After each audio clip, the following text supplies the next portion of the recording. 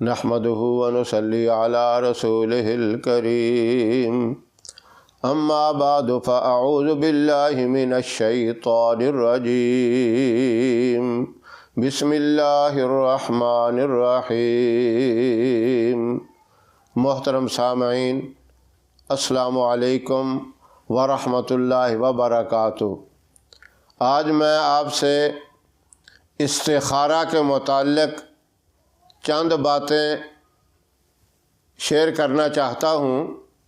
اکثر لوگ کال کر کے کہتے ہیں استخارہ کر کے بتائیں ہم یہ کام کریں یا نہ کریں، ہم یہ کاروبار کریں یا نہ کریں، ہم یہاں بچی کی شادی کریں یا نہ کریں، یا اپنے بچے کی شادی کریں یا نہ کریں۔ اس طرح کے استخارے کے لیے کہا جاتا ہے۔ یہ بھی ٹھیک ہے، لیکن اس سے بہتر چیز، اس سے افضل چیز میں آپ کو بتاؤں استخارہ کیا ہوتا ہے اور وہ کرنا کس کو چاہیے۔ یہ دو باتیں سمجھیں، استخارہ کا مطلب کیا ہے اور یہ کرنا کسے چاہیے۔ کچھ ایسے کام ہیں جن کے لیے استخارہ کرنے کی اجازت نہیں ہے۔ آپ حج کے لیے جاتے ہیں، آپ عمرہ کے لیے جاتے ہیں، اس کے لیے استخارے کی کوئی ضرورت نہیں۔ اس کام کے لیے مشورہ لینے کی ضرورت نہیں۔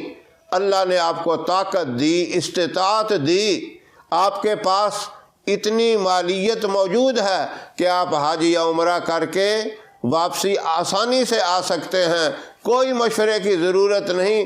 آپ سارے کام چھوڑ کر حج یا عمرہ کریں۔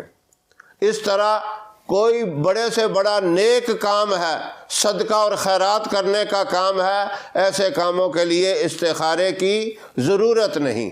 ہاں، آپ کوئی کاروبار کرنا چاہتے ہیں، کوئی دکان ہے، کوئی فیکٹری ہے، یا بچے کی شادی ہے، بیٹی کی یا بیٹے کی، ان کاموں کے لیے آپ استخارہ کر سکتے ہیں، اور وہ جس کا معاملہ ہے وہ استخارہ خود کرے، یہ سب سے افضل ہے۔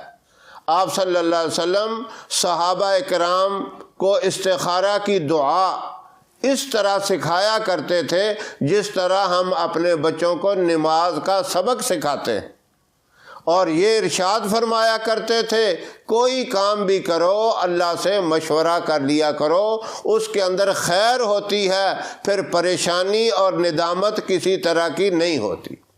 اب خود کرنا کس طرح ہے؟ بہت ہی آسان ہے۔ آپ جب سونے کا ارادہ کریں، سونے کی نیت جب کریں تو آپ پہلے وضو کر لیں، وضو کے بعد 2 رکعت نماز نفل استخارہ کی نیت سے پڑھیں۔ نیت اسی طرح کرنی ہے، 2 رکعت نماز نفل پڑھتا ہوں یا پڑھتی ہوں خاص واسطے اللہ تعالیٰ کے لیے، منہ میرا خانہ کعبہ کی طرف اللہ اکبر کہہ کے ہاتھ باندھ لیں اور 2 نفل ادا کر لیں۔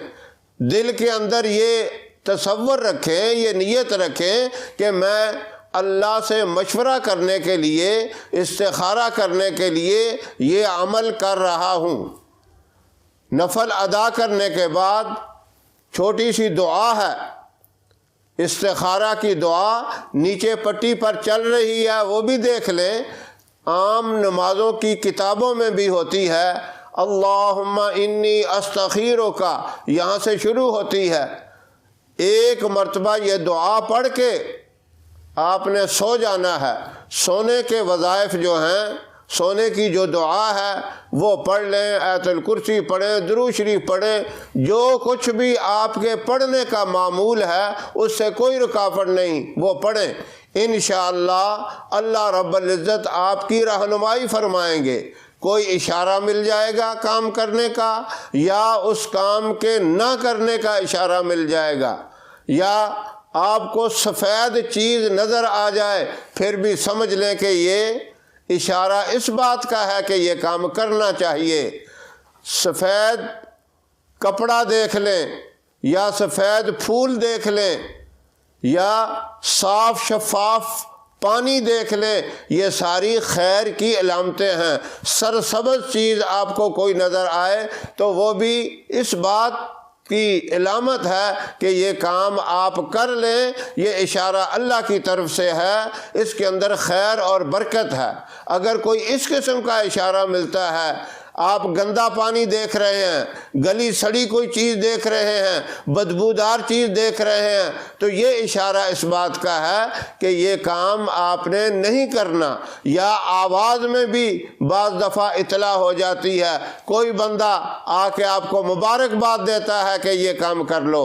مختلف حالتیں ہوتی ہیں، جو بندہ استخارہ کرتا ہے پتہ نہیں آپ کو کس حالت میں اشارہ ملے اور وہ صحیح معنوں میں سمجھ سکتا ہے۔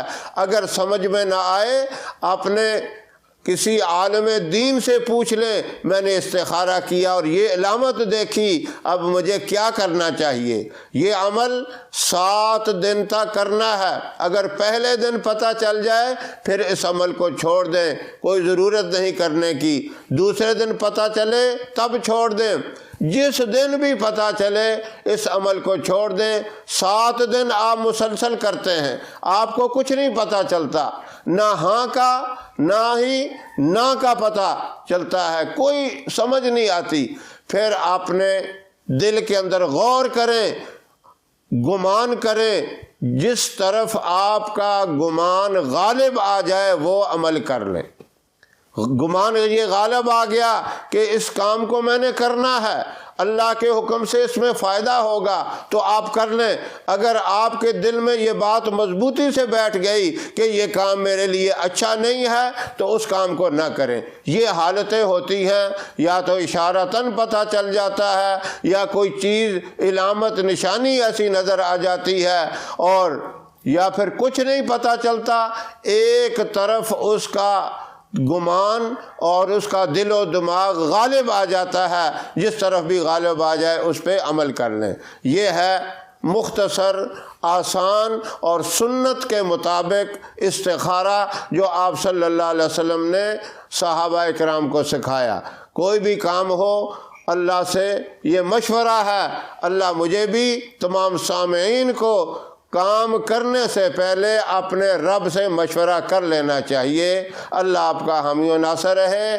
ہماری ویڈیو آپ کو پسند آئے اسے لائک کریں، شیئر کریں، ہمارے چینل کو سبسکرائب ضرور کریں اور ساتھ والے بیل آئیکن بٹن کو دبائیں تاکہ ہماری ہر آنے والی ویڈیوز کی اپڈیٹ آپ تک آسانی سے پہنچ سکے۔